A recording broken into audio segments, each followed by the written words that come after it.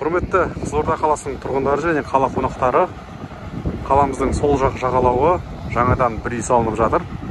Осы үйден бронь басталды. Қазіргі таңның өзінде 18 пәтер брондалып тұр. Төменгі қабаттарда пәтері бар. Үлгеріп қалыңыздар.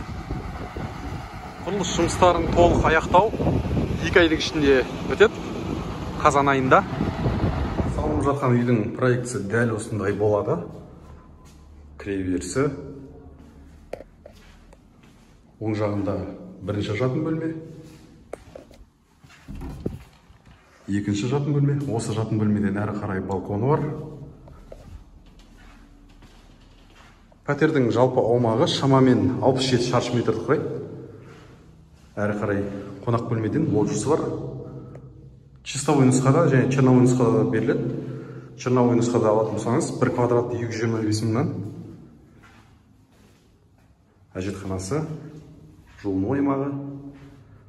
Чистовой нұсқада бағасы 250 мың теңгені құрайды. Ас бөлмесі.